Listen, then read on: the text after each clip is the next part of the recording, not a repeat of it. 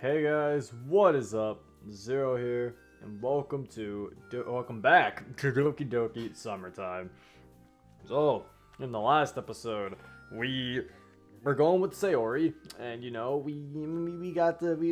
talked, we had our little Sayori date as usual, and then we started taking interest in Yuri when the day Sayori isn't there. So now I think now today should be the date with Yuri, but our character didn't really plan one with Yuri, so I'm assuming it's gonna be one of those things where we run into her while doing something, and we're gonna be like, oh, Yuri, we should go out somewhere, and then we're most likely gonna get her CG. And then we're most likely going to get Sayori's final CG from this episode as well. That's what I'm hoping, so we'll see what happens. Yeah, let us go. It's an ordinary Thursday. Would be the most boring sentence ever to start a day with. I launch out of my bed and land on my slippers with such accuracy that I'm tempted to tell somebody how awesome it was. I woke up quite late today because I stayed up hours past midnight. I sometimes find it easier to concentrate in the silent solitude of the night. With my cup of coffee, I lean on the windowsill and get lost in my thoughts. I told Mom that I was thinking about visiting the bookstore Yuri told me about yesterday. She seemed really happy for me and gave me some cash so I can buy a book or two, even though I didn't even say for sure what I'm going to buy, if anything. Could they have something that's nearly as interesting as a game I would play? I mean, if not even a half-page long official letter can keep my attention, how would hundreds of pages do so? Still unsure of going to a bookstore on my own, I decided to look through the books our family has in hopes of finding something of interest. Here's one. This isn't a book. It's some black plastic box with a bit of shiny tape sticking out. Why does this thing have such a fancy cover? Weird. I give up. We don't have any cool books at home. What the fuck did you find? Some black plastic box with a bit of shiny tape sticking out? I don't know what that is. Might as well just go to that bookstore, I guess. Maybe I can ask somebody who works there to give me suggestions. Let's just get this over with. All dressed up, I check to see if I've got everything I need before leaving. I board a bus that takes me to the bookstore Yuri pointed to yesterday. The bus had quite a few people on it, and the number only kept increasing as we neared the city center. Luckily, I don't have an issue with crowded spaces. However, all this traveling feels like such a nuisance if I compare it to some of the open-world games I've played. In those worlds, you don't need to walk or take buses, and the only thing you can do is stare out the window and get lost in your thoughts.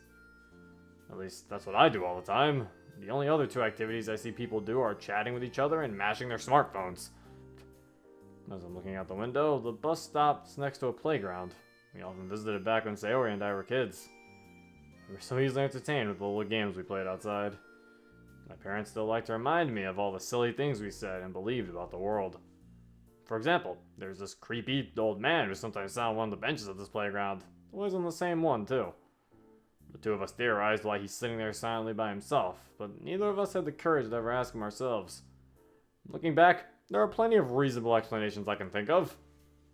For all we know, he might have just liked reminiscing over the memories of his own children playing there, just like we did. Or he's a pedophile! The bus moves forward, and we pass the abandoned building next to the playground. I'm still thinking that old man was a pedophile. My money's still on that. This entrance is closed off with police tape, and the windows are either boarded up from the inside, or old drapes are blocking the view. It's been out of use as far back as I can remember. The police tape suggests that it became the scene of a crime. We really were naive back then. Wait, what happened? Hold up. Bus is forwarding past this old building next to the playground. Its entrance goes. Oh, okay. Being afraid of an old man who never even looked us in the wrong way, yet not even acknowledging the things that happen in a place like that building. Oh.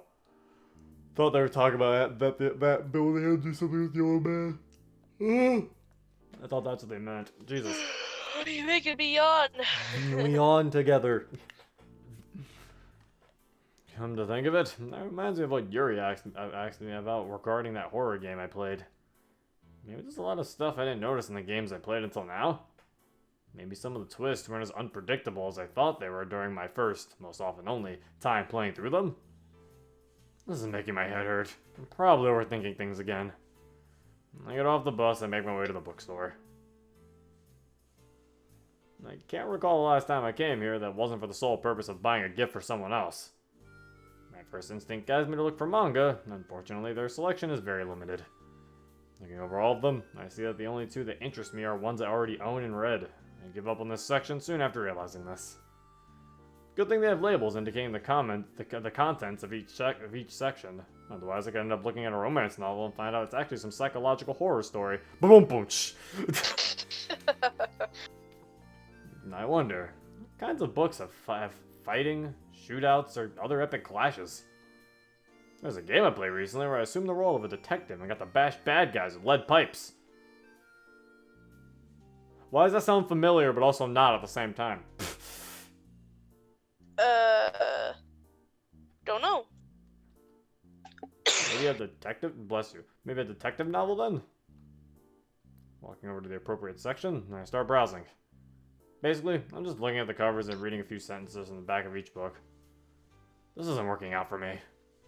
It'd be so much easier if they listed the kinds of things that happen in them, like how they show bits of scenes in movie trailers. As I'm walking about, I find myself in the horror thriller section. Hopefully, I can find some action around here. As I turn the corner to the next row of shelves, I spot a dark-haired girl turned away from me, seemingly sorting through the books. She takes one down and returns it after glancing at it for a few moments. As she's putting them back, she's arranging them in a different order as well. Maybe she works here, in which case, she might help me find a book fast nicely. Hello? Excuse me, miss. The lack of response surprises me. Perhaps she's listening to music and that was too quiet? I edge closer and reach out my hand to touch her shoulder in case she still can't hear me. Hello, sorry. Just as I'm about to tap on her shoulder, she suddenly turns around and bumps into my extended arm. Ah! 3 thick thesaurus-looking books bounce briskly on the floor as Yuri drops everything. That's the third worst reaction a girl gave me after noticing me. Ah, yes, Yuri in the bookstore without dumb-looking glasses. Perfect, good. And weird-looking clothes that don't fit her. Just in her sweater, which is fine. I'm sorry, I thought you... No, it's my fault, I should've... Don't blame yourself, I'm... sorry. Saying that nearly at the same time causes both of us to blush. I wasn't expecting to see you here, Yuri. You didn't? I should've. She did say she likes visiting this bookstore. Yeah, she does come here. I just like that question. I wasn't expecting to see you here, Yuri. You didn't? I should've. This is like, wait, what? Like, oh yeah, wait. She did say she likes visiting this bookstore. It's not like this is her hangout spot. Not that you should have. So, what brings you here, Zero? I'm looking for a book. Yuri paused for a moment, probably expecting me to give a title or description. However, I don't know is none of those. May I ask which book you're looking for? I don't know. Maybe I should at least try to not sound clueless. Oh, do you have a description of the story? Perhaps the genre? If you know some of its major events, that can also help finding it. Something with a lot of action, like sword fights, car chases, space battles, you know. Correct me if I'm wrong, but you're not looking for a specific book with all those elements, are you? No. After the third shake of my head, I actually think about what she asked. All those things together sound like a pretty cool book. Especially when the protagonist isn't afraid of anything. What was the description? Sword fights, car chases, and space battles. What kind of fucking book would that be? Was that Star Wars? I don't think Star Wars has car chases, so I don't think it can be Star Wars. I don't know. I was about to ask where I could find a book like that, but only because I thought you worked here. I wouldn't want to keep you busy. No, you can ask me. Should I really ask her after telling her what I wanted to say? I mean, I can help you if you would so desire. Yeah, that would be great. Let me just pick these books up for you first. Don't worry, I lean down and grab one of the books. Yuri's hand touches mine momentarily when she reaches for the same book. She immediately recoils. I grab the other two and hand over the surprisingly heavy stack. She takes the room with an elegant motion, but without making eye contact. Shall we go then? Sure. It almost feels like an interrogation, or maybe just an interview, with all the questions she's giving me about what I'm looking for. She goes silent, descends deep into her thoughts, then suddenly walks away. After Yuri scans the array of books on the shelves, she picks one. And another one. She comes back, and walks past me. She takes a third book, and finally comes back, with her eyes locked on the 3 books, and stops right in front of me. Let's try these on for size. One by one, she gives me a detailed explanation of what the books are about, the writer's style, the personalities of the characters, and all that jazz. You know so much about these. How many times did you read them? I only read one of them in its entirety. From the other 2, I read a chapter or so to get a general feel for them. But how do you know so much about these books then? You can get a good sense of many aspects of a story from the first few chapters if it's written well. You see, there's much more unpredictability in something written badly than with a well-crafted but formulaic piece of art. Since you mentioned it, take a fighting scene for example. The protagonist may know what kind of moves to expect from a master martial artist if he knows that specific style. However, this doesn't give him the ability to evade the skillful blows of the master. Contrary to this, with an untrained practitioner of art, there's a great degree of unpredictability. That doesn't mean you should hold your breath for something exceptional, but there is a chance for a perfectly executed move, even if it's just a slim chance. And that's kind of how I try to predict where a story will go if I see that it's written well. What if there's a twist? How do you predict that? You don't. And that's the point of a twist, Zero. I'm outclassed. Yuri looks past me and seems to read something off the wall. And the store's closing in 10 minutes. Yeah, we should go somewhere else. Where do you want to go? I spoke without thinking again. I don't know where to take her. Tuck it in the back of my mind for now and just start walking. There's probably some nice place we can go around there. Around here, I hope. Tuck it. Tuck it in. Tuck it in, lads. Leave the bookstore and start walking down the street. My eyes dart from side to side as I try to find a suitable spot to stay. Laundromat, deli, gym, dark alley. No. Dark alley? What the fuck? What? Yeah. Yuri wordlessly walks next to me and I'm getting ready for an inevitable question. Where are we going? To the dark alley, Yuri! You wanna go hang out there? Oh. Maybe buy some drugs. Make some shady deals. Meet some shady dealers. You know, fun. Yeah. Zero. I look over at Yuri and see a worried expression on her face. I think it's starting to rain. Oh. Within a minute, it wasn't just raining, it was storming. Water is falling, it's being poured from 1,000 buckets at the same time. Even though we barely know each other, I can see we have the same thought racing in our heads. We have to find a roof over our head, now. I spot a small diner-like store and motion Yuri to enter while I hold the door open for her. Oh, we're at a diner. We look out the window to watch all the havoc we avoided by coming in here. I can only hope it won't last for too long. Not that I can complain with the company I get to keep, but I'm not sure if it's reciprocated yet. I might as well check what they have on the menu, seeing the storm shows no sign of stopping anytime soon. After saying hello to the only employee we see, I check the blackboard that has a limited menu written on it with white and colored chalk. Oh, my favorite tea is on the menu. Which one is it? Oolong tea. We could get a jug for the price of 2 cups. And that's sure to set the mood. If that's okay with you, of course. Sounds good to me. We settle on one of the tables and I pour tea for both of us. It tastes strange at first. It could be because I don't drink tea often, or it's just an unusual kind anyway. Yuri looks at the window and traces the rim of her teacup with her finger. I like storms. What do you like about them? It's the sound of thunder and millions of raindrops crashing down on the ground, eventually forming into puddles and tiny streams on the man-made concrete surfaces. It reminds of how we are inevitably a part of something greater than us, nature, whether we like it or not. Aw, that's nice. Aw. That's a nice one. So, what's on your mind, Zero? Oh, we live in a society. We live in a society. We live in a society. We have to click that one. Yeah, click that one. I want to say something deep and insightful that she can relate to, so I dig deep in my mind and search for a topic. I find a kernel of a thought and latch onto it in hopes of finding a coherent train of thought. We live in a society. Is that not a sigh? The train of thought got cancelled, and I'm left at the station of intellectualism. I don't even know what that word means. I just heard it somewhere and thought it sounded smart. You see, Yuri looks at me, expecting some more words to come out of my dumb mouth, and then she looks away and seems to be deep in thought. I'm looking at her as she's fiddling with her hair. She's probably wishing the rain would go away so she could finally go home, and I listen to my meaningless comments. And she's occasionally sipping her tea. A good minute or two passes. My gaze goes from the window back to her a few times before my anxious silence pushes me to say something. What are you thinking about, Yuri? I'm sorry, I got lost in my thoughts. What you said reminded me of the societies in the books I read, some of them being radically different. How so?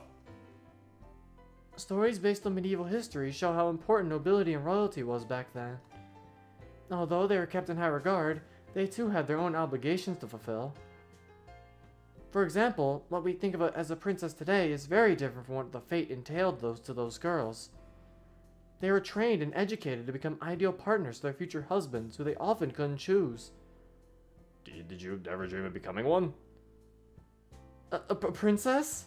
Well, I wouldn't say I dreamt about it, but a few people in my family called me that. Let's talk about you instead. Did I ever want to become a princess? Not yet, but who knows what fate has in store for me. Indeed, we can't foresee what fate will give to us or take from us, unfortunately. She looks away and her amused smile starts to waver as she finishes that sentence. Maybe she just didn't find that joke that funny? The tea is taking its effect on me. I'll be back in a few minutes. Who? Just going to the toilet. Oh, okay, sorry. After asking the employee for directions, she motions me towards the door in the back. I'm glad the prices are cheap, but it shows on the quality of their men's room as well. The whole thing is about as big as Mom's closet. Doing my business and trying to be quiet, I'm assessing the situation I got myself into. What even is this? Is this what people call romantic? Aren't they supposed to feel something special? I'm just feeling weird about being alone with a pretty girl like Yuri. It's a good thing she can't read my mind. Or anyone, for that matter. Oh, I guess we can. Hello. So can Monica, actually. Oh, that's sad. After washing my hands, I go back to the girl with the nicely fitting sweater. She's looking out the window at the streets covered in rainwater. I sit in front of her. She gives me a modest smile, and I pour myself the rest of the tea. What do you do in your free time, or do you like traveling? Well, we already know what Yuri does in her free time. So I'll just ask if she likes traveling. That's a very random question, but I mean, who knows? Maybe get to learn more about her. Hey, Yuri. Yes?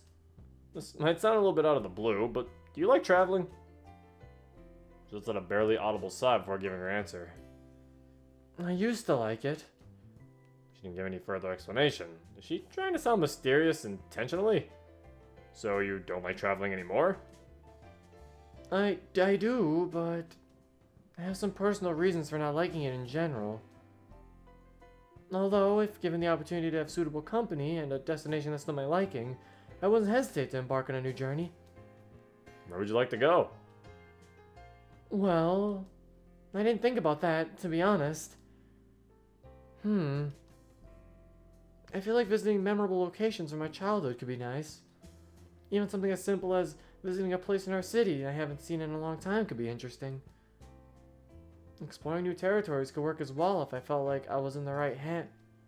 Her voice trails off at the end of her sentence, and her lips curve into a modest smile. I can't tell for certain with these lighting conditions, but I think she's blushing. How about you?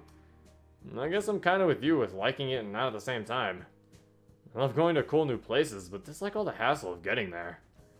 I know, we're supposed to enjoy the journey, but I haven't traveled a lot without my family there. There's a limit to the amount of dad jokes one can take. Can you tell me one? A dad joke? I know, it is a silly request. Don't worry about it. I'm just surprised somebody voluntarily wants to listen to one. Give me a sec, and I'll think of one. I'm focusing in on the feeling of cringing in an attempt to find an example of fatherly humor. Here's one. Why'd the chicken cross the road? Why? To get to the other side. She gives me a meek smile, which is to be expected for a stupid joke like this one. Still, it's like her thoughts went off somewhere else yet again. I've heard this one so many times, I couldn't count. What do they mean by other side? The other side of the road. What else? Oh, it's just me then. What did you think it means? I hope you don't think I'm weird for it. Don't worry, I'm sure it's nothing too bad. You see, the other side is also a euphemism for the underworld, the realm of spirits. With that in mind, the chicken might have attempted to cross the highway in an attempt to end his earthly existence. Whoa, I never thought of it that way. Yeah, Jesus Christ, Yuri! Oh my god. Well then. The chicken tried to kill himself. I mean, maybe? Well, that definitely gave me a different point of view on that joke now. Can't look at that joke the same anymore. Thanks, Yuri. I'm getting schooled even in jokes. What's next? She shyly grabs the controller and crushes me with a flawless victory. I probably only take so many blows at a time. Let's get my thoughts off this topic. Our table, like most of the others, is a small menu with all the drinks and meals listed. I looked through it but find nothing particularly interesting. Also, it stopped raining. What did I expect? Scrambled Easter eggs? I join Yuri in looking out the window. Sitting in silence together almost feels like an intimate exercise. It feels weird, but in a good way. Outside, the storm subsided into a meager trickle and rays of sunshine shoot through the newly formed gaps between the gray clouds. Also, this mod has scrambled Easter eggs.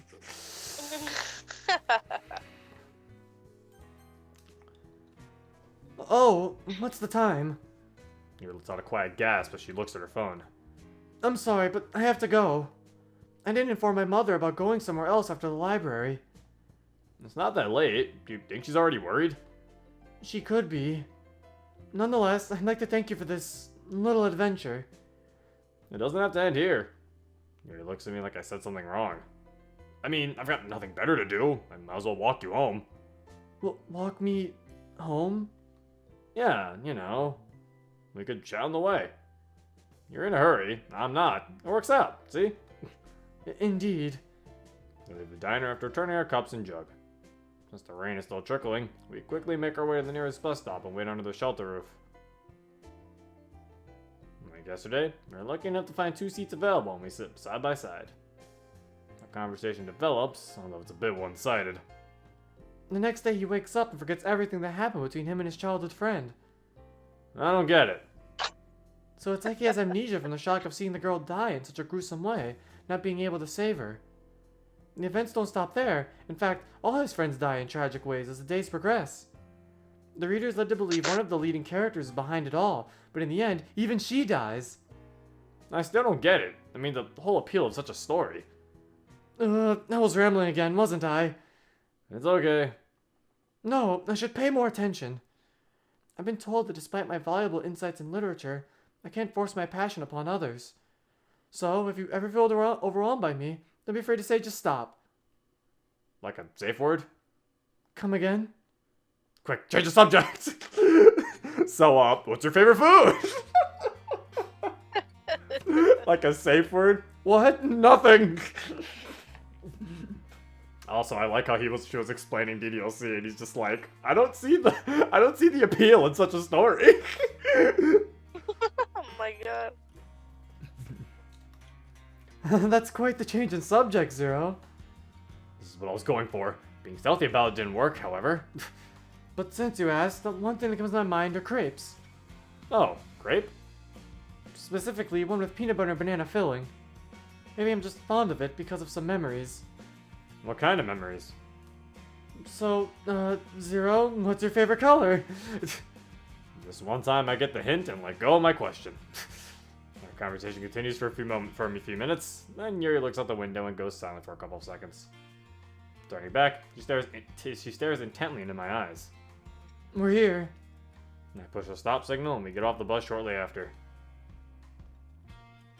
We go the rest of the way on foot, slowly nearing the end of this little adventure in the sunset. Yuri's phone buzzes on the way. She reads the short text message and puts it away with the same elegance shown in the way she walks. I believe this is it. I don't know how to pay you back for today. What? I paid for half the tea! No, maybe this will do for now. Monica sent a text about meeting at an ice cream shop tomorrow. I would like to invite you too. Maybe we could continue our adventure. I'm down for that. Splendid. Yuri explains the details of tomorrow's meeting and goes silent again. I guess it's time to say goodbye. She hesitates to speak, then leans in and gives me a kiss on the cheek. As she pulls back, I barely have enough time to see her face, blushing bright red before she swiftly rushes through the entrance of her house. Thanks. Oh man, I feel bad! Maybe we can continue this little adventure. Yeah! We're not continuing that adventure.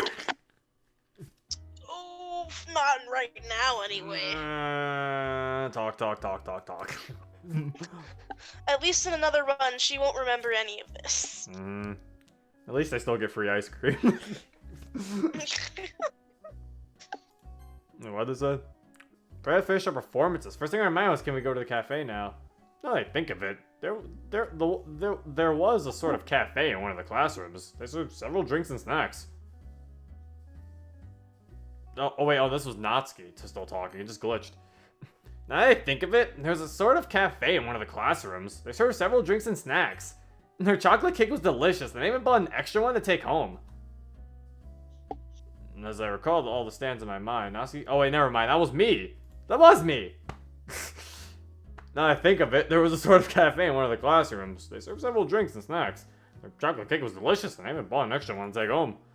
As I recall the stands in my mind, Natsuki keeps going on about their experiences at the festival.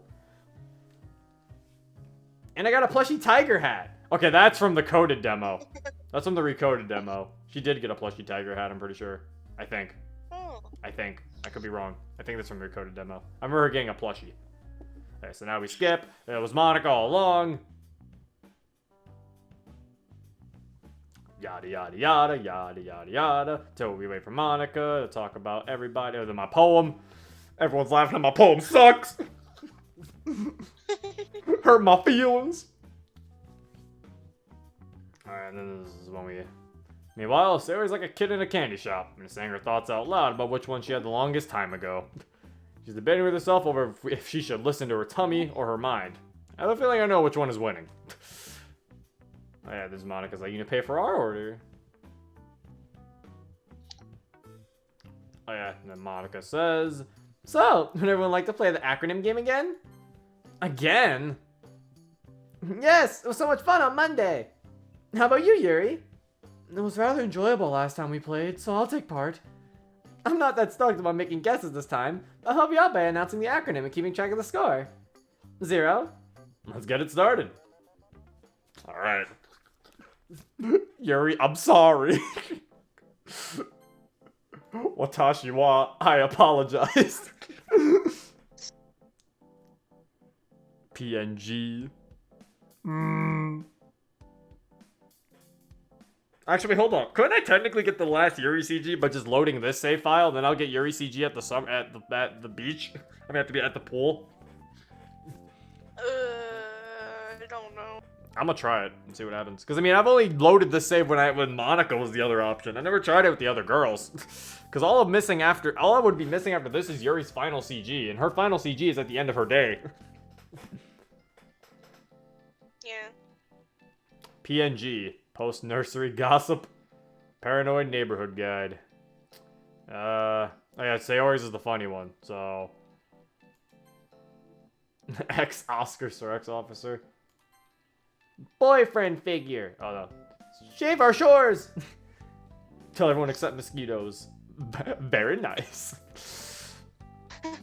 Garbage and less ironic. Thank God it's Friday. Not in my backyard. Onion Sanctuary.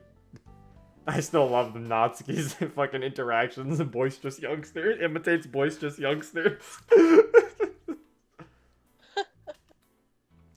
For one, Sayori enjoyed it a lot. No doubt about that. It's written all over her face.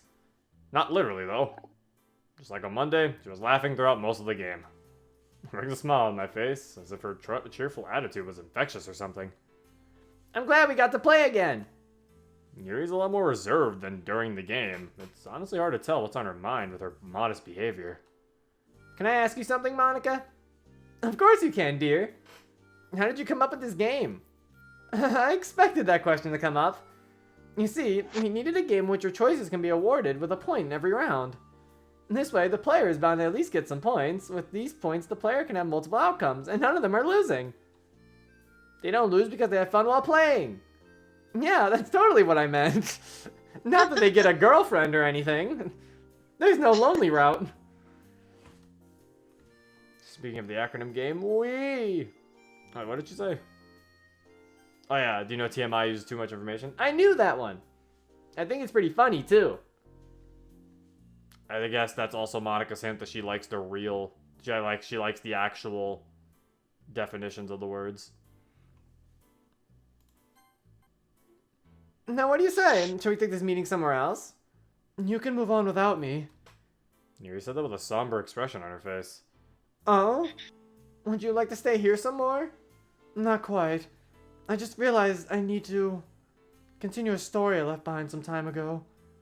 This feels like the appropriate time, and I hope you can understand. Yeah, I believe I do. It must be a good read if it left such a deep mark on you. A good read indeed. But a deep mark? Wait, what? Monica, that's rude. Wait. Wait, has Monica made a joke to all of them every time we've, to everyone who loses the second game, has Monica made, a really, did she make a hanging joke with Sayori and then a beating joke with Natsuki? I want to look back. I'm going to look back at the other episodes after this and see that, if that's the case. I'm curious. Yuri stands up from the table and hastily... Wait, what happens Saturday? I don't remember. What happens with Saturday? Saturday is... Oh yeah, we get a date with them, but we don't get a CG. So we're gonna get a Sayori date, but it won't be a CG. Yeah. And it'll be a date that I don't think we've ever had with Sayori, so that'll be interesting. Yuri stands up from the table and hastily says goodbye to us before leaving. She didn't even look at me. About that. Did you have something else in mind, Sayori? Yeah, I wanted to go shopping for clothes. If discussing literature is out of my comfort zone, then clothes shopping isn't even visible from within that zone. We could go with you, right, girls? Monica looks over to me, but I doubt it's because she needs my advice. She turns back to Sayori after a few seconds of what I assume to be thinking. Would it be okay with you if you went without us? Well, I was hoping Zero would come with me. I pray to whoever will listen. Have mercy, or let my sacrifice not be in vain. You didn't ask me about this, Sayori. I'm asking you now. Will you come with me, Zero? I inhaled deeply and let out a very long sigh. I'll go with you. Oh, there you go. We get to actually go shopping since we picked Sayori. Yes! As we were leaving the shop, Sayori suddenly stops in her tracks and seems startled for some reason. Gah! It's snowing on my head! At this time of year? On such a sunny day? In this part of the country? Localized entirely above your head? Yes. May I feel it? No. Steamed hams, but with snow. It's just steamed hams, but with snow. What the fuck? No. Sayori's like a renewable source of shenanigans. One could say she's an odd fellow. Well then, we'll see you two on Sunday. Don't forget to bring swimwear and sun lotion. Bye, everyone. We say our goodbyes, and the two of us head to what I feel like will be a torture chamber. Back when I was a little kid, Mom used to take me with her quite often when she bought new clothes. I can't recall how many times I had to say, "It looks great, can we go now?" before she realized it's not worth taking me with her. As we arrive in the shop, I can already feel boredom starting to creep into my mind. Sayori's occasional glance, accompanied by her ever-bright smile, does help to keep the negative thoughts at bay. We're walking between racks of clothes, and she asks me every minute or so about a piece of clothing. Some of them have patterns. Some of them are just plain. Others are darker. Even more are lighter. Padded shoulders. Cut shoulders. Long-sleeved. Sleeveless. Denim. Cotton. Tops. Skirts. Dresses. Jeans. We go to the next shop. Browsing. Trying on. Leaving. Next shop. Repeat. Browsing. Chatting. Trying on more clothes. Words fail to describe my boredom. It's that, or my brain just finally went numb after having one too many one-way conversations about the clothes she's showing me at that moment. If indecisiveness has a measurement, Sayori is 10 out of 10 girl on that scale. Yeah, I think I'll buy this one. Wow, we're already done. Yep. Time sure flies when you're having fun. After what feels like an eternity in purgatory, Sayori finally buys a single white top. I couldn't recall for the life of me which one it was, but at least she was satisfied with her choice. Hey, Zero. Wait, she only bought one shirt out of all of that shit? Yes. That's how it's like shopping with a white girl, Monica. Not really, but okay. I mean, that's what it's like shopping when you have no money. I mean, maybe. Oh my god. I was about to say, I was like, yeah, I know people probably buy a lot more than just one dress. They probably buy like 10 fucking shirts and shit. And I'm like, but Sayori for some reason literally spent all that entire time and bought one thing.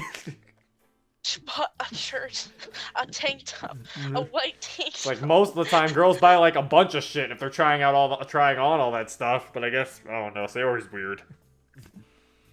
God, I would die. I would be emotionally destroyed if I had to sit through that. Hey, Zero, maybe we go somewhere else now. Oh no. I don't know. I'm kind of tired. Couldn't we just go on another day? Please? I'm really not feeling it right now, Sayori. Pretty please? Some other time. Okay. I'm relieved of the fact we're going home, however, Sayori seems upset. She didn't even talk to me apart from a few words in response. I feel bad about it, but we can easily find another time to go out together. Summer grants plenty of opportunities for us. When we arrive on our street, she says bye to me in the same way she gave her single-word answers with. Coming home, I expected to finally feel relaxed, but instead I have a bitter taste in my mouth. I wash it down with a fizzy drink and sit down at my computer to play some online games. The feeling of achievement after a few victories lightens my mood, and I feel at home again. A few hours pass when I think to myself, I should probably write Sayori. We could decide on a day for the activity she had in mind. She's not writing me back. I play for another hour, during which I was listening for her reply to come. I check again. She didn't even read it. I hope I didn't make her too upset. Oh no, now she's sad! Don't be a brat, Sayori. And now everyone's like, Zero, don't call her a brat. I'm like, oh. Okay. Wait, what did that say? No, that was just something else. I don't know. That was weird. That was a glitch. It's the day of Saturday. I really have no clue what today will bring. At least I can ask Sayori if she'd still like to go somewhere together. Hopefully she's not upset with me. Oh hey, this time we didn't get the Skyrim dream. With any luck, she's still got some of that eagerness I saw in her on Tuesday. I sent her a message at night saying, I'm coming over in the morning, okay? She replied during the night, but I was already asleep by then. It was a single word reply, but she's okay with it. Once I reach Sayori's house, I knock on the door before entering. Since she had no issue with it on Tuesday, I enter the house without worry. Stepping inside, I call out whoever's around. Hello? I mean, hello? No response. It's as if the entire house is abandoned, especially with the door being unlocked. Like, time has stopped. No noise. Where are her parents? Who are her parents? I mean, I don't even remember what their occupations are, because Sayori barely ever talked about them. Seriously, She's are they... like, my parents never She's like, my parents were murdered in cold blood one night anyway. Oh. Seriously, are they working even on Saturdays? Since Sayori isn't anywhere on the first floor, she must be high up in her room. She's probably waiting for me, but I'm not gonna let her jump me like last time. I head up to her bedroom door, being careful not to make any noise with my steps. I brace myself before grabbing the door handle. I gently open the door. Ha ha! I stand to the side, expecting her to come out or even just say something. I feel like I'm about to be taught a little lesson in trickery. Oh, what the? The bird is sleeping in the bed! What the heck? The cow has a panda hat on him. Mr. Cow, Mr. Bird, what are you guys doing?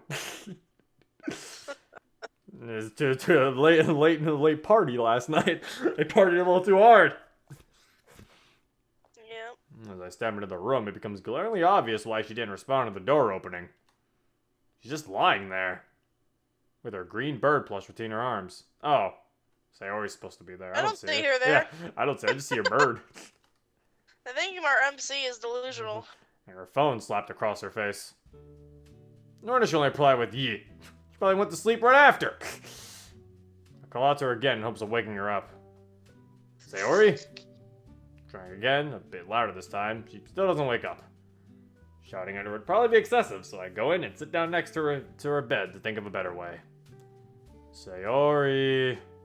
How weird would that be? What? To, like, wake up to your friend, like, waking you up in your room? I mean, with how close they are, it probably doesn't matter, because they just walk. Considering he said he was gonna go into her house in the morning, so it's probably not that creepy. I guess. Wake up, sleepyhead. There's no response. He's dead. I'll try to take her plush. Thought I'd get her to respond. Mine! No take! Going on to it like there's no tomorrow. I can't just sit here until she decides to wake up. Though she is pretty cute as she's audibly blowing out air every time she exhales. I touch the tip of her nose lightly. And again. Boop. No boops! Sleep! Yes, boop. Boop until you wake up. Huh? Ah! Zero! How'd you get in? Why are you here? And why'd you wake me up? Because I didn't want to sit here for hours until while you're sleeping. I told you I'm coming over. I guess. She sits up in her bed and starts rubbing her eyes. She's getting herself together, and I look around her room. I haven't come over like this in a long time, have I? Eh? I guess you're right. Whoa. It has been a very long time. And not much has really changed in this room. She looks so cute without her bow. She's naked. No, I like him. I actually like her better without her bow. She looks cute. She looks naked. I like it. Nice voice crack. No, I said it like that. I just raised my voice. I like it. Your I was voice stretching fucked up too. there. I wasn't cracking. My voice wasn't cracking. I did that on purpose. It sounded funny regardless. You're gay. You're gay. You're mean. You're mean. I'm nice. You're nice. I'm sitting here complimenting Sayori, and you're all like, she's naked! She looks naked to me. She looks fine to me! What are you eating? What are you doing? I decided to take a bite of pizza. What? You just have pizza on standby, see? Pizza sauce runs through your veins, I'm telling you. No, it doesn't! I didn't. Yes, it does. Shut up! I was hungry. I'm trying to explain to you how Sayori is not naked. She looks fine. She looks cute. Oh my god, dude. Look at her. Look at her. Naked. How? Her bow isn't in her hair. You can see the top of her hair now. Look at the top of her head. Yeah, she looks weird. No, you're mean. You're mean. Not much has really changed in this room. Sayori's room is as messy as it's always been. I also recognize the same stuffed animals and wall decorations that she's had for years now. Tucked away in the corner, you can even see her yellow shirt with a big paw mark on it. She used to wear it way too often when we were younger. It's a reference to We Are the Literature Club. I like how every, like, 5 lines in this entire mod, like, you click 5 times and then there's a reference. Click 5 more times, there's a reference. Yeah, but one thing I like about them, though, is they're hidden very well. Because, like, they sound like things that are just, like, actual things, you know? Yeah. Like, they're either... or, like the whole steamed hams joke. If you didn't really know steamed hams, you'd just be like, it's alright, Sayori's a fucking weirdo. Because even MC's just like, yeah, Sayori's a weird one. So it's like he disguises the references very well. To where you still are, like, reading a coherent story, and it's still fine. It's just there's little references here and there. I didn't know that was the steamed hams joke because I don't memorize the script. Like I don't everyone else either, seems but to. I remember, like, the ending, because that's, like, the ending part of it. I don't remember the entire thing of steamed hams. It's like the quotes that everyone says. Yeah, I never was around people who knew about that meme, so I don't really know a lot about it. Understandable. Well, yeah, well, the one with the snow was a steamed hams reference. Anyway, let us but see, it blended in very well now, didn't it? Yeah. Haha. Poball's smart. Smart Poball. Anyway, let us proceed. I'm trying to transition back into reading, but I'm doing a horrible job. Just do it! Just read! Ah! When I used to come over more often, it wasn't such a mess. And that's because you always ended up doing the cleaning. There's a minute of silence between us. So, what brings you here? I assume you didn't come over to tidy my room. Not that I wouldn't mind watching you clean up. Well, I just felt a bit guilty about leaving you behind yesterday. What are you're laughing at her fucking... I wouldn't feel guilty if you cleaned up my room for me. I'm laughing at her being like, well, watching you clean him. I just imagine Sayori sitting on her bed with her legs crossed staring at him with a smile. While she, like, is on the floor he's on the floor scrubbing a sponge. She's just smiling, like, just nodding her head back and forth.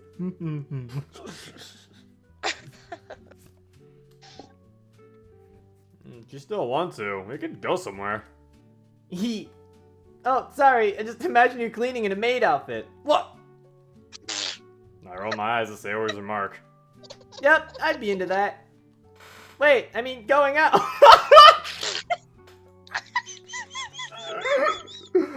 I'd be into that.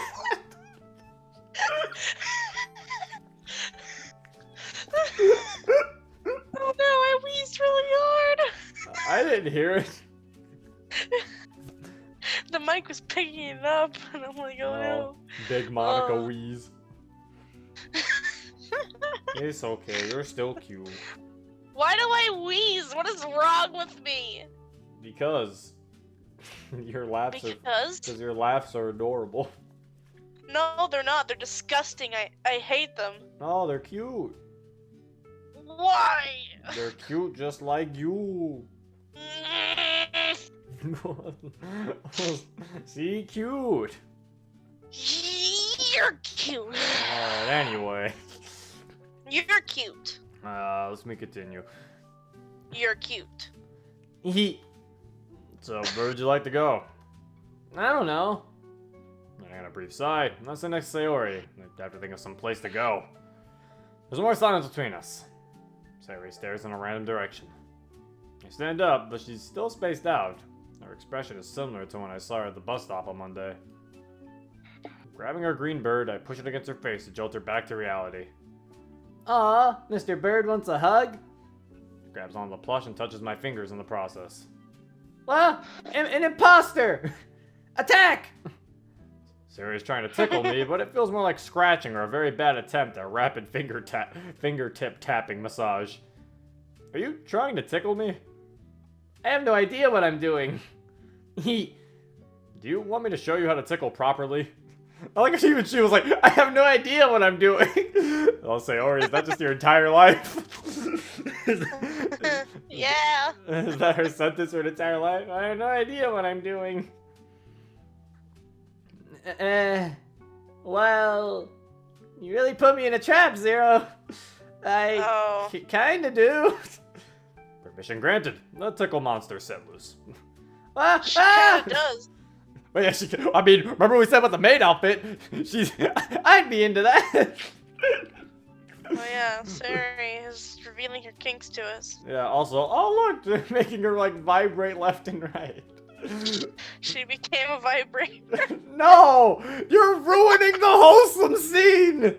It's not. It's not wholesome anymore. No, it still is. Because he's like tickling her. No. She's like moving a lot. Look at how she's moving. Yeah, She's it's like rapid movement. Stop ruining the wholesomeness. rapid movement like a vibrator. You're being mean. I'm sorry. You're ruining the wholesome scene. Monica ruins everything Sayori related. First you raise her depression. then she commits suicide. Then you make jokes at her expense, and now you turn just MC tickling Sayori into something dirty and sexual. Yeah. You're mean. I don't see the problem. She's not real. Pausing the tickle torture, I'd let her get a breather. What? Why'd you stop? What? Oh my god, she wants to keep going, see? Look how kinky she is. No, stop it! It's not kinky. She's just enjoying it. Oh my god. I really can't. Enjoys tickling? What? Who enjoys tickling if it's not sexual? Some people might. Maybe she likes laughing. Oh my god. Maybe she just likes. Maybe she just likes the fact MC's touching her. Okay. Yeah, that's sexual. Well, I mean, it's getting really hard to defend this. You're being mean. She likes to be tickled. There's only wholesome intentions, I swear. Boba only maybe it might be actually a reference to the To a tickle fetish? No. No! A reference to the Reddit, on the DDLC Reddit. There was like a post by like this person, so I think it was Rise Smack or whatever his name was. He made like videos of like the Dokis getting tickled, I'm pretty sure, or something. And they used the same bobbing animation, if I remember correctly. Not fucking. You're mean. Trying to turn everything sexual. You're mean. Oh my god.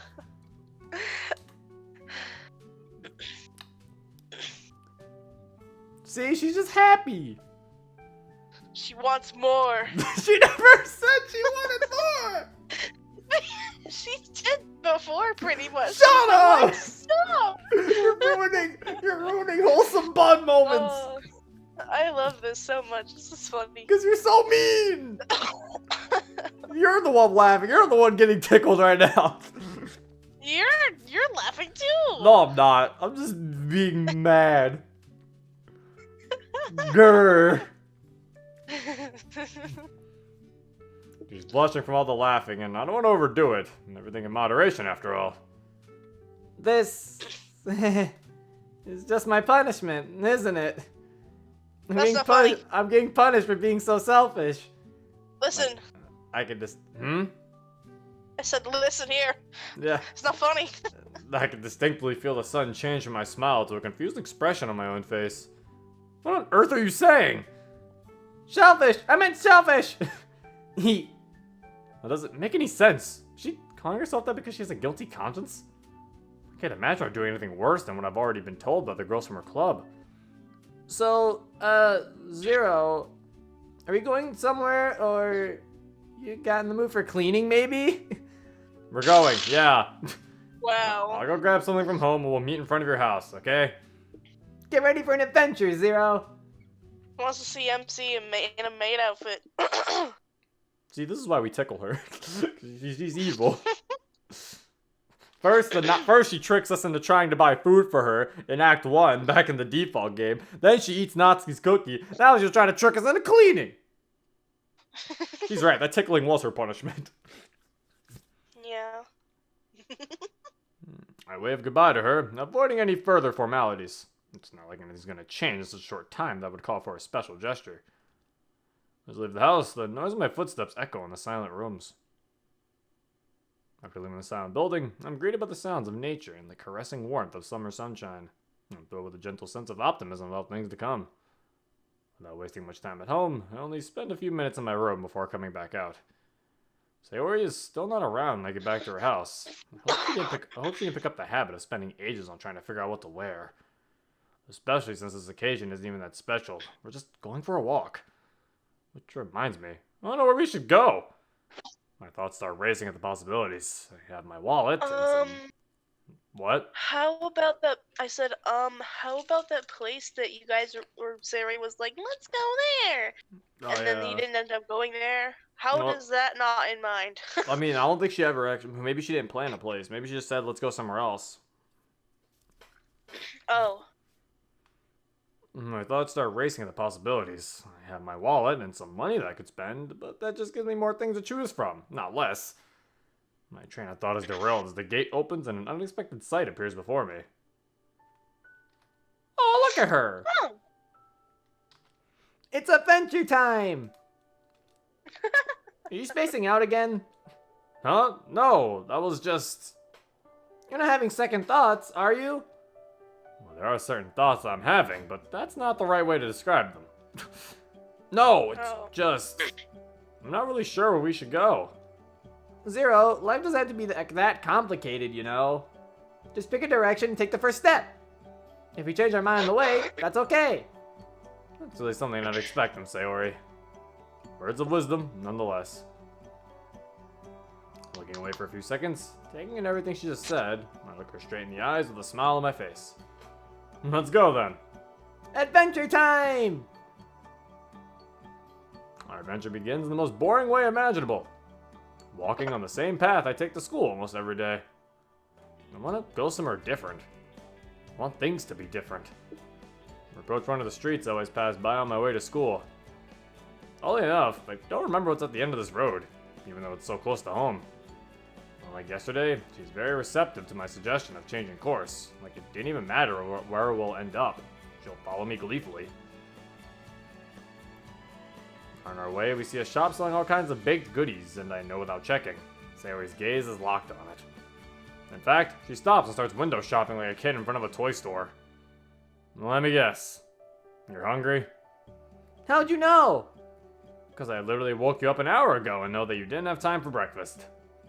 I wish I had some SpaghettiOs in my pocket right now. How can you have SpaghettiOs in your pocket? Yeah, what? Do you mean Cheerios? I pause for a moment, waiting for her to give an explanation. That doesn't sound like a good idea. I know that. I just wanted to say something funny. Sayori, you can't just say things out of context and expect it to be funny. Yeah, you can. Objection! Not going to lie, that one made me smile. No, What? Did you just like run? Oh, wait.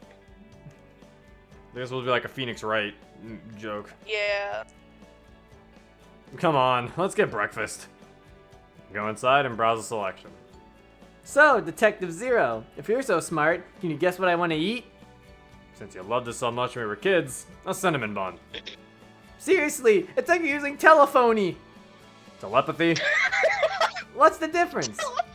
Telephony. The one I said is an actual word. You're like that little junk collecting robot's grumpy cousin. What's that? A mean E. I put my hands on my hips and give Sayori a playful smile. Does she really just say that I'm Wally's cousin, Mean E? God damn it. I hate Sayori. I like how you were just defending her like 5 I was minutes ago. joking! I don't actually hate her. I mean, I hate her because she does like little jokes like that. And I'm like, God damn it, Sayori. That's such an adorable joke from you. I don't hate her. She's my, like, third favorite. She would be second, technically, but Monica and Natsuki are tied, and the way rankings work is even if Monica and Natsuki are both first, Sayori would still have to be third. I still love the bun, though. Oh, you. He. After getting our food, she immediately munches down her cinnamon-covered pastries. I decided to hold on to mine for later. After all, it's just a matter of time until her tummy starts joining in on our conversation. I don't recognize the houses we passed by while walking down the road, but the whole situation feels vaguely familiar. We've been walking down the road for some time now. This could be the longest street in our city. I'm not really one who walks around for no reason, so it's not surprising how little I've seen of this place so far. Even Sayori asked if I knew where we are, and when we arrived at what almost looked like a cul-de-sac. However, there's a little forest path in front of us, offering an option to continue our trek off-road. Have you been here before, Zero? Give me a minute, I need to check something. Just as I suspected, there are markers next to the dirt path. People often come hiking around here, which explains why there's such a big opening in the woods. Suddenly, I realized where that sense of familiarity comes from. If adventure's what you're looking for, you've come to the right place. Come, follow me. But do you know where we're going? Trust me, I know. Okay. I trust you. Is it the playground they used to go to, or? As we're walking down the path, I begin to recall my memories of this area. A couple of minutes have passed since we last spoke, so I decided to break the silence between us by throwing back her own question at her. Have you been here before, Sayori? No, and I don't know where this road will lead us. When I got the opportunity to correct her on calling the path a road, I started telling her about my childhood memories where she wasn't present. Oh, wait, never mind, then maybe it wasn't the park. Admittedly, those are the exception. When I was a little boy, my parents took me on hiking trips around here. I was a bit stubborn before we left the house, but once we were in the forest, it was kinda exciting. My dad always told me about all the animals that live in the woods and occasionally pointed them out to me. Sometimes I was fast enough to see them. Usually, I wasn't. Did you pet any of them? I wanted to, but wild animals are too afraid of us to come even in arm's reach. Really, it's more the little stories that stuck with me than the few things I saw. What did you see? Trees, mostly. No, silly, I mean animals. Well, there was this one time. As I began to tell Sayori about the things I saw and heard in the forest, I see her usual juvenile expression turn to something I can only describe as childlike wonder. Not childlike in a bad way, just innocent. With her listening to me in silence and slowly walking by my side with careful footsteps, I get a strange feeling. Is this what it felt like for Dad to guide me when I was little? But enough about my stories. Why don't you tell me one you had with your parents? Huh? A story? You know, like some trip you went on together. Well, let me think. He's deep in thought for a minute or so before speaking up again. I remember the last big trip. We went to visit some relatives in another city. There was this big bouncy castle, and I played with one of the kids from that part of the family. Playing in a bouncy castle? How old was she when this took place? She was really mean and pushed me down the slide, threw sand at me on the playground, stuff like that. After that, we had a big family meal. We had hamburgers, potato chips, some sticky dessert, which I didn't even like. Then we came home. It wasn't that bad, I guess. How old were you? 12. That was 7 years ago. Yeah. Was that really the last trip you remember with your parents? Yeah. Why didn't you go anywhere since? Yeah. That's not a yes or no question. Oh, work, I guess. I always got the impression her parents were very busy people, but do they work so much to have little to no time left for Sayori? Dad loves his job, but he occasionally has a day or two off, and we all go do stuff together. Isn't this what parents are supposed to do? Well, you still do other family stuff without traveling, right? Right? I just realized something. Zero, did you know cereal is actually a cold soup? Oh, God. This is the second time I've heard this. That's what I say. I know!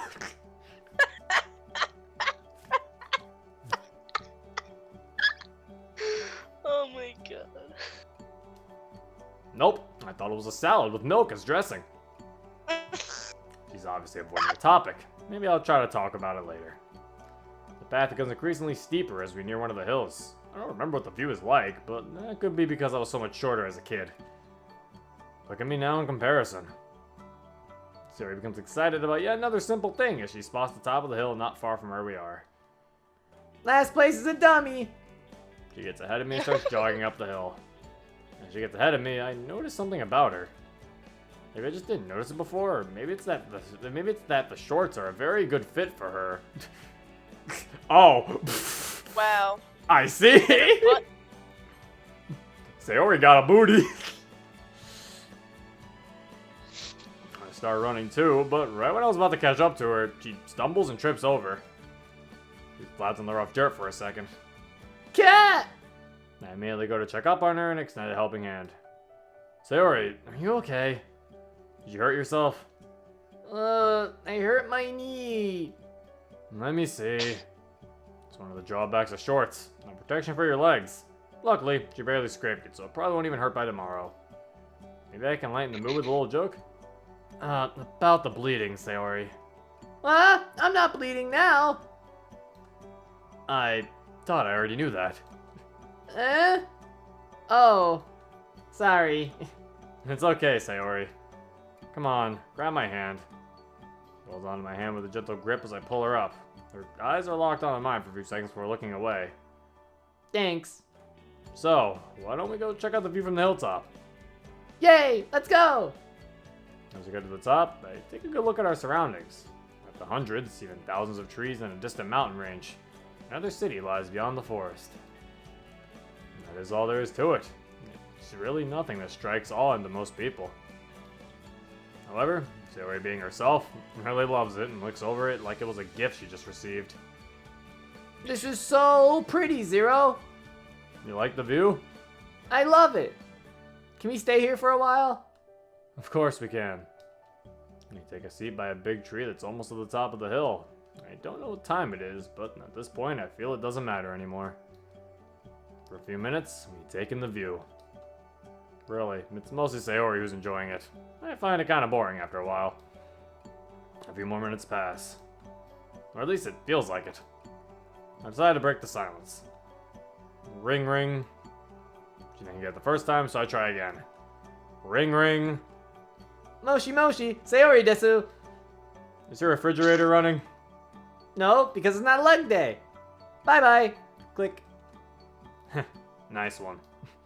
There's barely time for silence to set in before Sayori's stomach growls. It has been more than a few hours since we ate. Didn't you have dinner yesterday?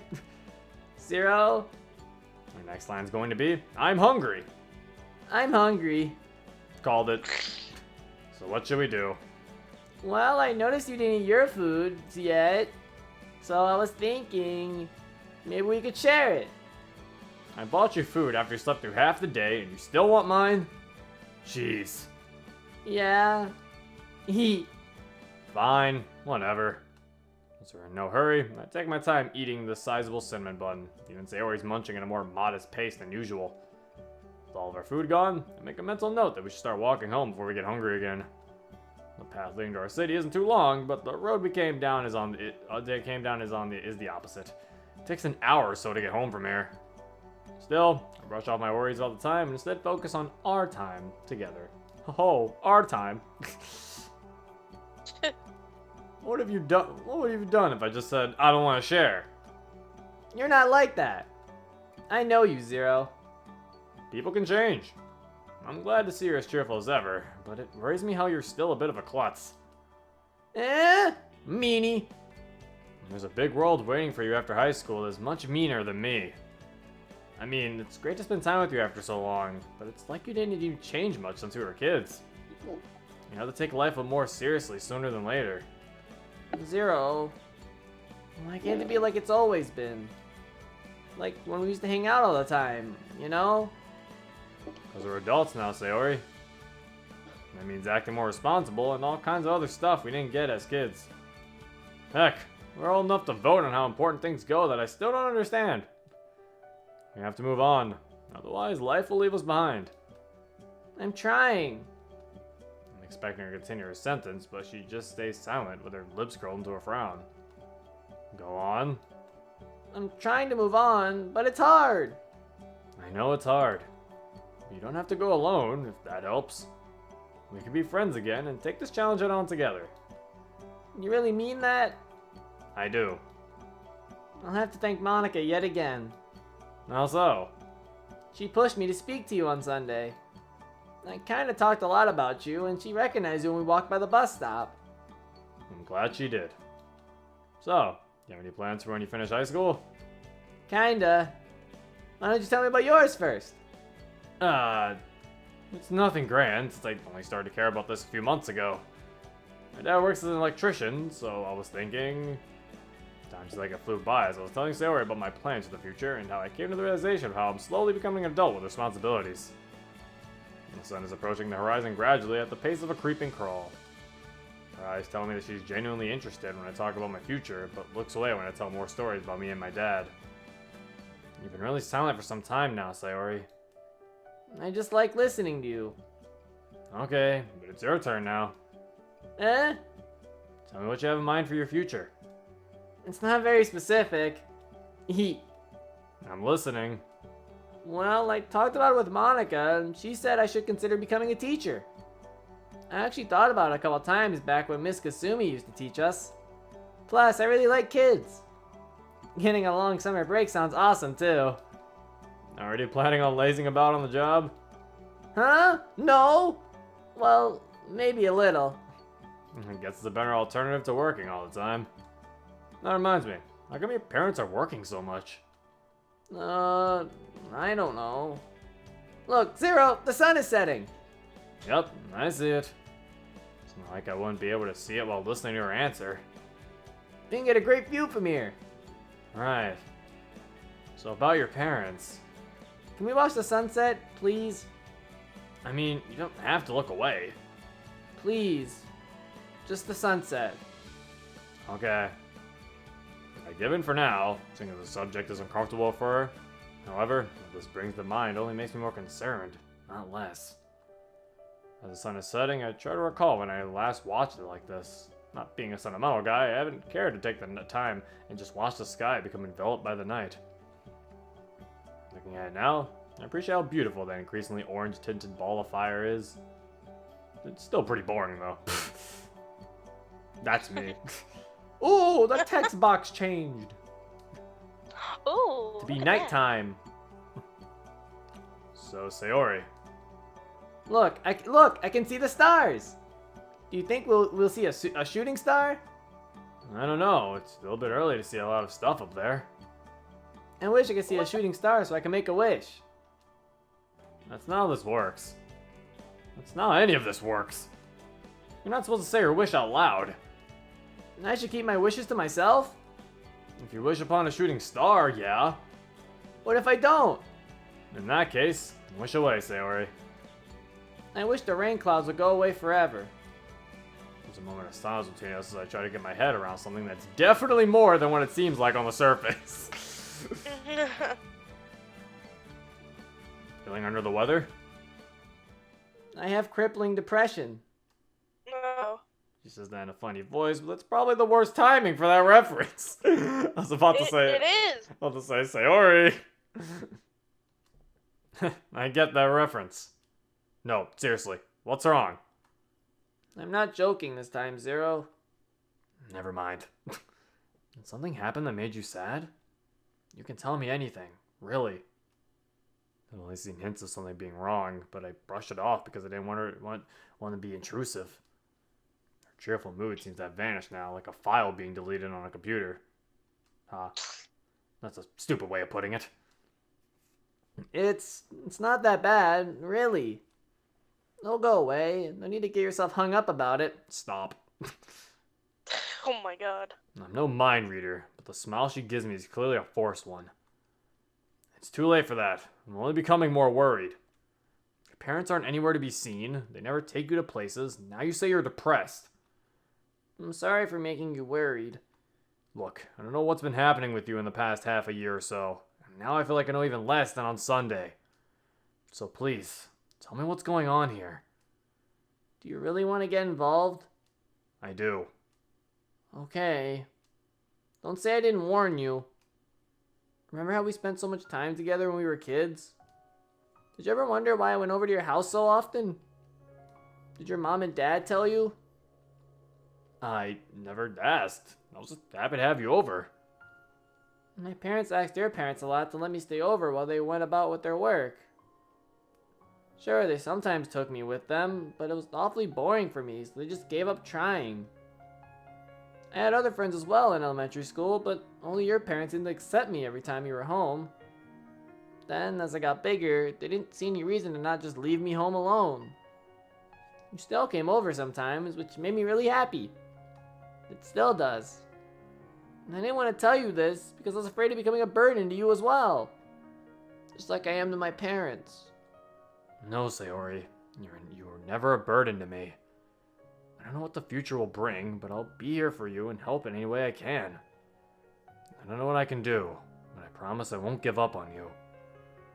I'm just glad you're here again. After all this time, you came back. Her eyes well up and her tears begin to softly sparkle in the dim moonlight. I take her into my embrace, hoping this is the correct first step in helping her. She's sobbing next to my ear, and her tears are flowing onto my shoulder like tiny droplets of rain. For a minute I'm speechless, not wanting to interrupt her and letting it all out. Who knows how long she's been holding it in. She lets me go, and she shows a meager smile while brushing her hair out of her face. I give your shoulder a 10 out of 10. Would cry on it again. That sounds like a biased review. I guess I'm biased towards you. What's this weird fuzzy feeling that I'm having? I knew we should have left before I got hungry again. It's getting late. We should really go home. Getting hungry, Zero? How'd you guess? Because I'm starving. I think she's just trying to make light of the situation, saying that we never really talked about anything like this. Is this why she was acting so immaturely? To brush off those bitter feelings? Maybe. But I feel like I should let her tell me everything at her own pace. I light the path on my smartphone and consequently feel grateful for this tiny gadget because for once it's showing me the way instead of stealing my attention. On the way home, Sarah went into more detail about her depression. Contrary to how I imagined it, it's not constant sadness. It's more like a little voice in the back of her mind telling her awful things from time to time. These thoughts often make it hard for her to just get out of bed. She let me in on another secret as well. Her depression prevents her from eating regularly. Being around her friends helps her relax enough to get her appetite back, but it comes back much stronger. This on and off eating is really unhealthy, but her depression always convinced her not to care about it. Anything concerning her general well-being, for that matter. After this revelation, I feel even worse about teasing her from thinking of her tummy so often. We luckily found a bus on our way home that took us closer to our street. As the vehicle took its turns, Sarah became ever more cheerful again. We only spent about 10 or so minutes on the bus, but an older purple-haired woman was eyeing us all the way. I don't recognize her, and my attention was kept by Sayori anyway. It was only a few minutes walk from the bus stop to our street. Then she said, "You brought a boy? Way to ruin the atmosphere." Yo, Sayori. Hmm? You know this one? Oh wait, what is this? Oh, I hate this. I hate this. I'm not reading this. I ain't doing this. I ain't doing this. I think I Stupid. know what this is. Yeah. Yeah, I know what it is. I know that song. I mean it. The night is dark and light is sparse, but not even that can hide Sayori's bright red blushing face. Not even nervous laughter comes out of her after hearing that. We're at her house and I'm slightly torn after all that's happened today. Feels almost wrong to just say goodbye now, but I don't know what more to tell her. Maybe this. Thanks so much for today, Zero. This meant more to me than you probably think. Before you go, Sayori. What was it again that you wished for? The rain clouds to go away. Forever. I'm not the one who has all the answers, nor do I have the solution for your problem. But until you get better, does this help? I open my arms as an invitation for her to give me a hug. And she takes me up on it. Aww. Aww. Aww. That's so cute. But you know what? We're gonna have to end the episode here, lads. So today is the beach day, so that means that we're gonna get Yuri. We're gonna get the Sayori CG, and we're gonna be able to see what Yuri's bad ending is. Great. And I think Yuri's the last bad ending we've actually never seen, so I'm interested when I see what happens to her. 'Cause like I said, so far we have Natsuki's, which terrifies me to my very core. She died. Yeah, Monica's, which makes me feel bad, like really bad, like holy shit, I feel horrible. And Sayori's, which also makes me feel really bad. Like, I think they're meant to. I mean, honestly, I think I feel more bad with the Monica one than the Sayori one. Which, you may say, well, Zero, why do you feel more bad for that one? Monica literally stops your ending for that one. And it's like, yeah, that's why I feel bad. Because, unlike the Sayori one, yeah, Sayori's, you know, mad, like, sad, and she's like, don't ever talk to me ever again. Monica literally knows that you're talking to another girl and having a moment that could have been a moment with her. Like, you're literally having the exact same moment that was going to happen with her, and she knows this, so it makes it even worse. Like, it's like that she knows that could have been her. That makes me feel even worse. So yeah, it's like, and also with the screen turning black and white and shit, that makes me feel bad. Especially considering hers doesn't even end on a happy ending for the girl you're talking to. It's like with Sayori's, yeah, she tells you not to talk to her again, and then whoever you're going with, you still get a happy ending for them. So it's like everything's dandy. With Monica, she's like, nope, see ya. Fuck you. It's like, so, hers makes me feel a little worse. But yeah, I'm curious to see what happens to Yuri. And yeah, that was a nice Sayori time. That was a nice little Sayori day. That was very long. Was that longer than the other ones, or is that the usual size? I feel like Monica's was just as long as that one. It felt kind of long, yeah. I mean, I guess there was a lot more they had to go through with whole Sayori's, like, depression and such. Maybe Monica's was just as long. I don't know. I have to recalculate. I mean, we were making a lot of jokes in the beginning. We did take a very big pause with the whole... We were in Sayori's room. We did very much took a very long time there, so... Probably why I felt longer. But yeah. Because we're making jokes. Yeah, but anyway, I hope you guys enjoyed. If you want to play this mod for yourself, the link will be in the description down below.